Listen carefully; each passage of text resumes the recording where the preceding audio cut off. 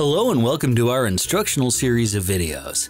In this installment, we're going to show you how to replace the battery in late 2013 through mid-2015 15-inch Retina MacBook Pros. This process involves the use of flammable substances and runs the risk of fire or personal injury if the battery you're removing gets damaged during removal. For your safety, be sure to both read all the information included with your kit and watch this video in its entirety before proceeding. For this installation, it's vital that we drain the battery until the computer shuts down to reduce risk of accidental ignition of the battery. We've already drained the battery, gathered our materials, and are working on a soft, static-free work surface. We're now ready to begin.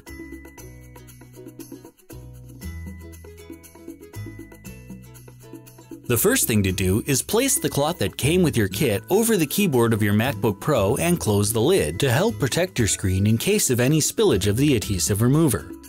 We can now remove the bottom cover. Start with the two pentalobe screws in the center of the hinge edge as they're smaller than the others.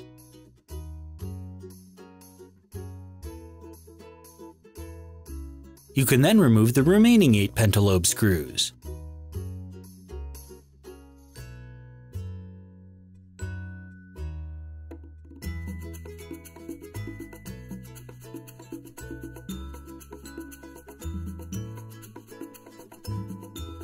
You should now be able to lift the bottom cover off and set it aside. Disconnect the battery by lifting up on its large central connector.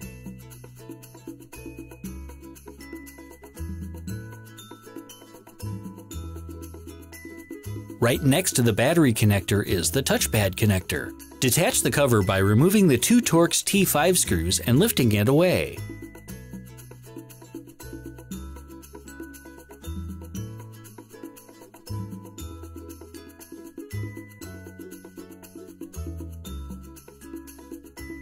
Then, you can lift up on the connector itself to disconnect it. Peel back the edge of the label that covers the battery connector and remove the Torx T5 screw near the edge that holds the battery in place.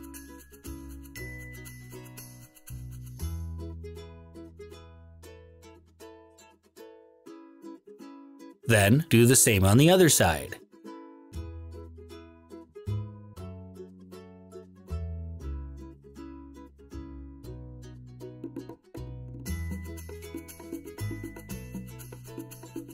Next, remove the SSD by first removing the retaining screw,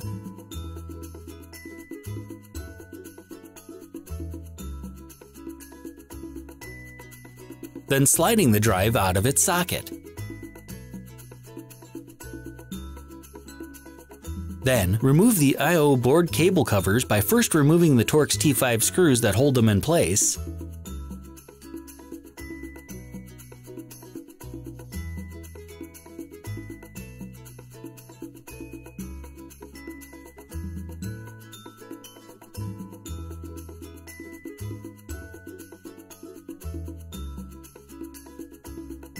then disconnect the cable itself by gently lifting up on the connectors until they come free.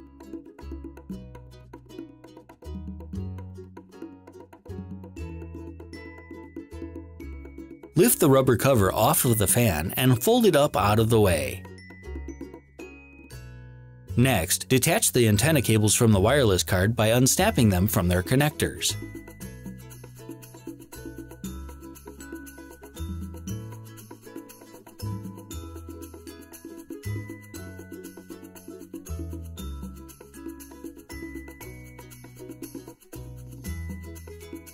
Then, remove the Torx T5 screw holding the card in place,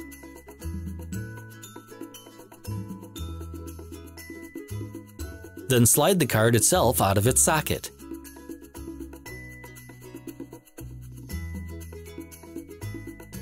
You can then slide the camera cable connector out of its socket and lift the entire bundle of cables up and off the fan and out from the cable guide on the other side.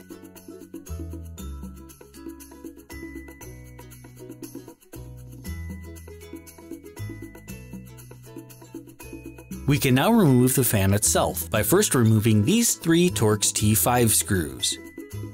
Each screw is different, so keep track of which one goes where.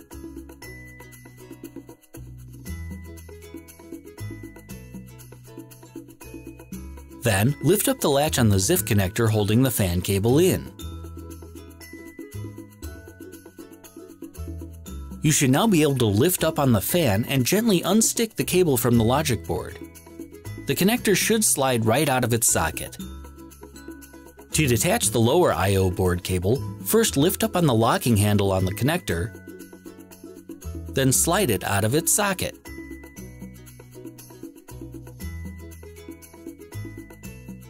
Next, remove the two Torx T5 screws holding the I/O board in place.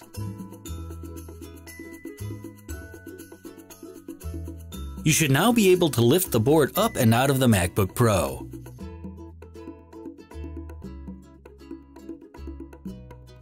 Next, lift the keyboard backlight cable connector from its socket.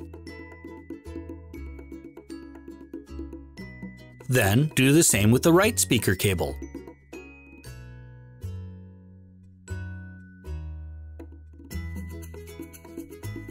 Peel back the label covering the keyboard connector cable, then lift up the bar to open its ZIF connection and slide the cable free.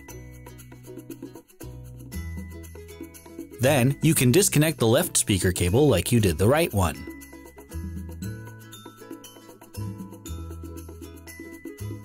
Lift the rubber cover off of the fan and fold it up out of the way. Then, remove the 3 screws holding the fan in place. Again, each screw is different, so be sure to keep track of which goes where.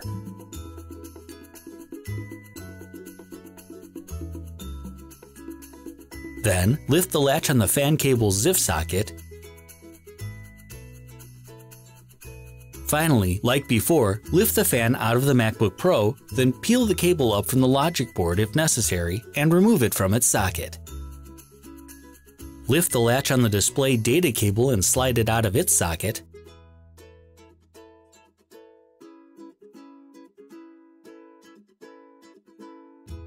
Finally, lift the bar of the microphone's ZIF socket and slide the cable free.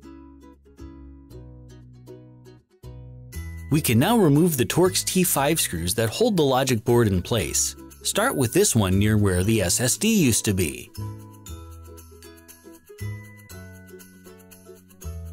Then, this one near the memory.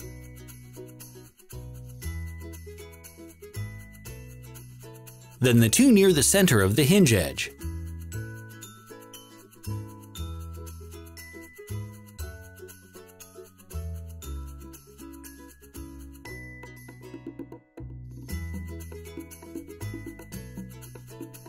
Then a silver screw near the right heatsink.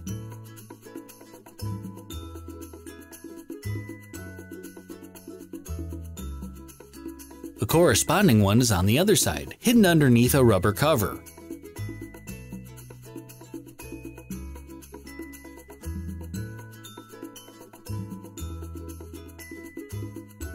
Finally, remove the two holding the MagSafe connector in place.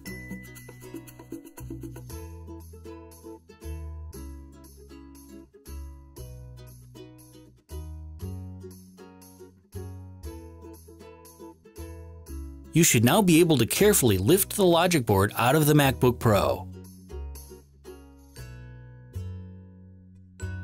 We can now remove the right speaker.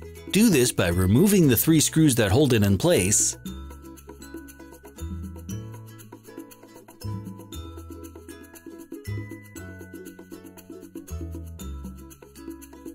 then lifting it up and out of the MacBook Pro.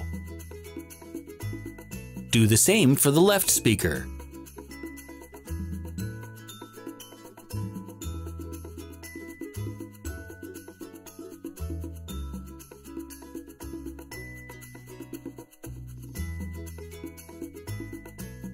Finally, lift the bar on the trackpad's cable ZIF connector,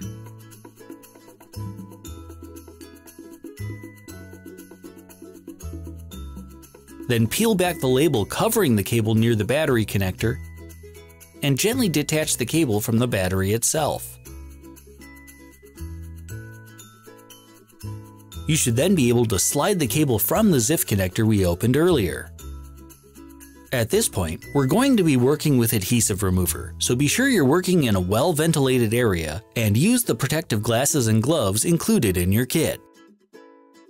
Using the syringe from the kit, apply about 1/4 milliliter of adhesive remover under one of the outer battery cells and let it sit for about a minute or so. Then, starting at a corner, work one of the plastic cards underneath the battery cell, slicing through the weakened adhesive strips until it comes free. You can use more adhesive remover if you need to, but try and use as little as possible. Once the first cell is free, move it out of the way and repeat the process on the second cell. Again, try to use as little adhesive remover as possible.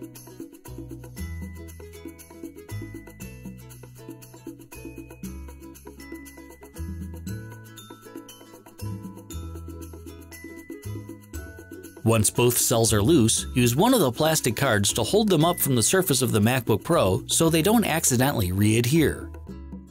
You can now repeat the process with the two outer cells on the other side.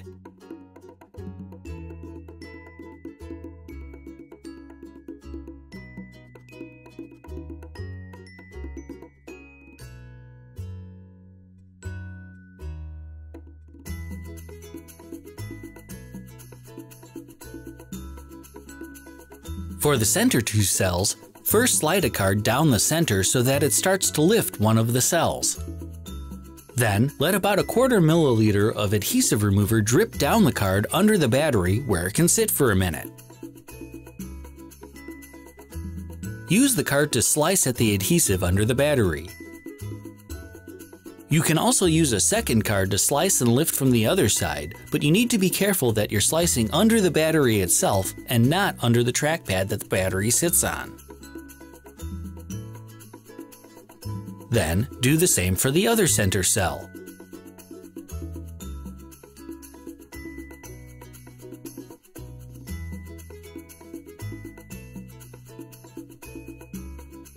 Once all the cells have been detached, you should be able to lift the whole battery unit up and out of the MacBook Pro. While it's optional, it's generally a good idea to remove the remaining adhesives so that the new battery has a clean surface to adhere to. To do this, simply use a little of the adhesive remover and use your nylon tool to scrape up the adhesive until you can peel it the rest of the way off.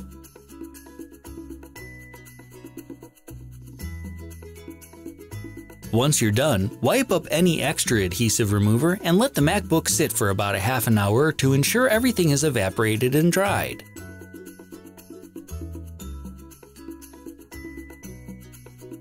Now it's time to reassemble your MacBook Pro. Start by replacing the right speaker assembly. Simply slide it into place, then secure it with its 3 screws. The long full-threaded screw goes in the bottom hole, the long collared screw goes in the center hole, and the short screw goes in the top hole. Repeat the process for the left speaker.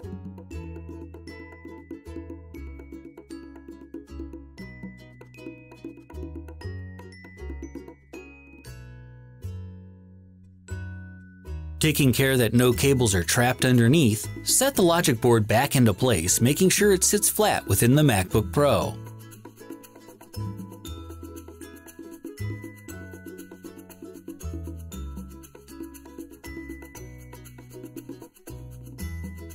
Replace the 2 Torx T5 screws that hold the MagSafe connector in place.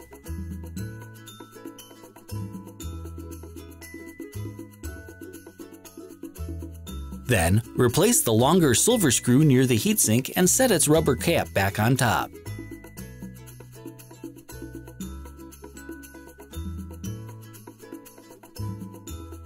Then replace the other silver screw on the other side.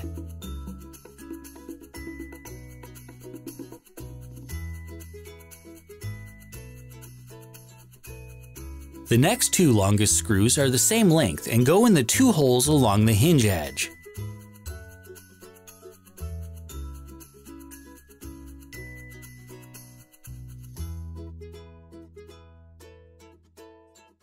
The next longest screw goes in the hole near the memory.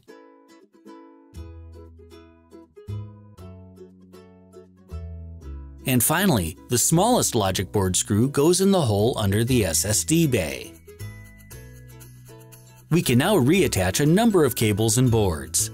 Start with the keyboard by sliding its cable back into the ZIF connector until it's fully seated.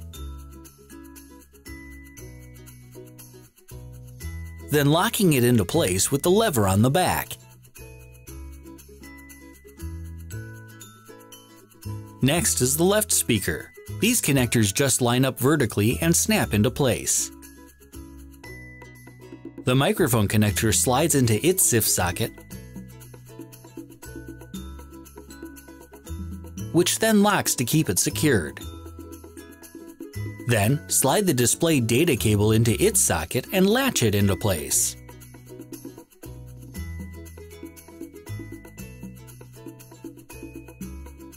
Slide the left fan cable into its ZIF socket and latch it before laying the fan back into place.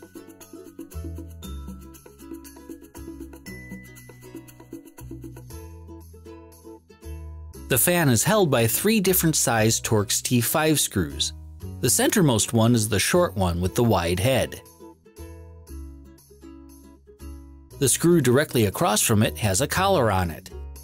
And the bottommost one is full-threaded. Next, let's reconnect the right speaker cable like we did the left. Then, straight up towards the hinge, snap the keyboard backlight cable into place. You can now set the I/O board into place, making sure that it lays flat without anything trapped underneath.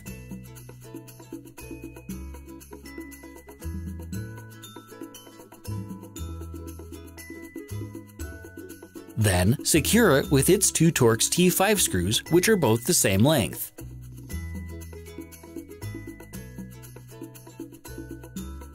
Attach the lower I/O cable by sliding it into its socket and using the handle to latch it into place. We can now replace the right fan in the same way as the left. Slide the fan cable into its ZIF socket and latch it down.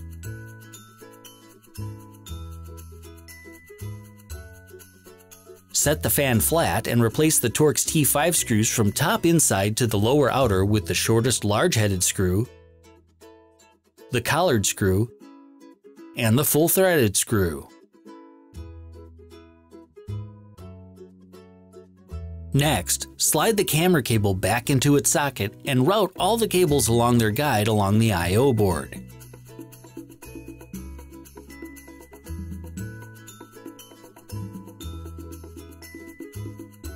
Next, align the wireless card with its socket, slide it into place, and secure it with a single screw.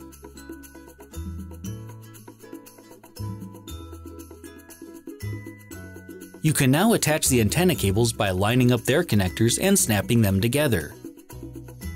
The cables should position themselves over the appropriate connectors.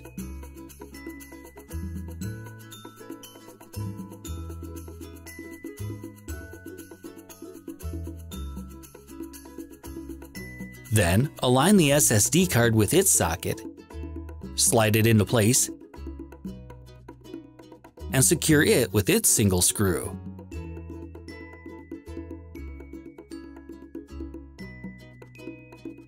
Attach the I/O ribbon cable to its connectors on the logic board and I/O board.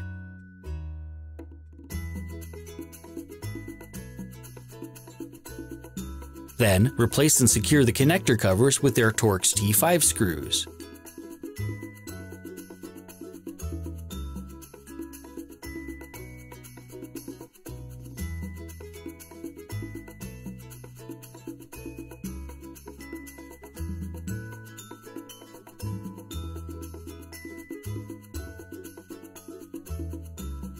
Finally, flip down the 2 rubber covers back into place over the fans, and we're ready to install the battery itself. First, peel off the paper covering the adhesive on the back of the new battery. Then, set the battery into place. Push on the battery board and insert one of the retaining screws part way to help align it. Then, do the same on the other side, only tightening the screw completely this time.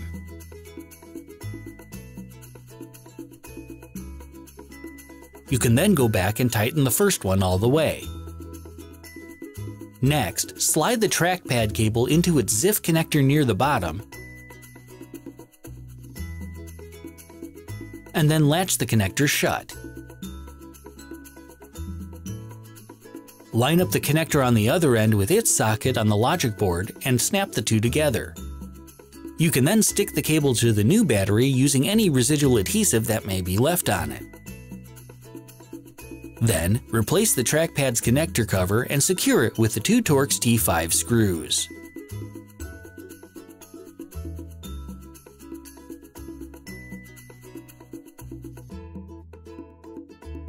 Finally, line up the battery connector with its socket and press it into place. We can now replace the bottom cover and screws. Start with the 2 center screws along the hinge edge as they're shorter than the others. Then, replace the remaining 8 screws.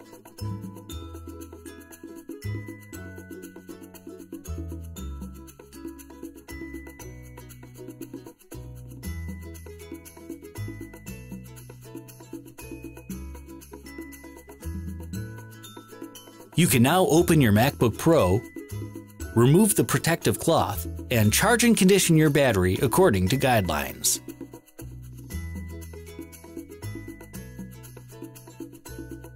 First, shut your computer all the way down. Then, attach the power adapter.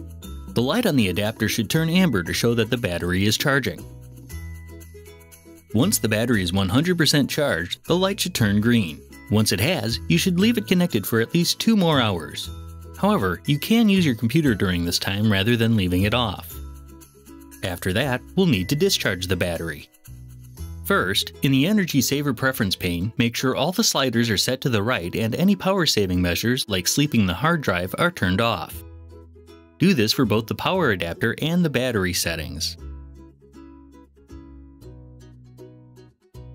Once you've done that, disconnect the power cable and let the battery discharge completely until the computer shuts down. You can still use it at this time, but don't do anything particularly heavy. Steady and even usage will result in better power system calibration. Once the battery is discharged, your computer will automatically shut down. Leave it shut down for at least 5 hours to ensure the battery is completely drained. Finally, reattach the power cable and let the battery charge back up to 100%. This time, you can use the computer while it's charging. Once the battery is charged back up, the power management system is properly calibrated. You can now set your energy saver settings back to what they were before and use your computer normally.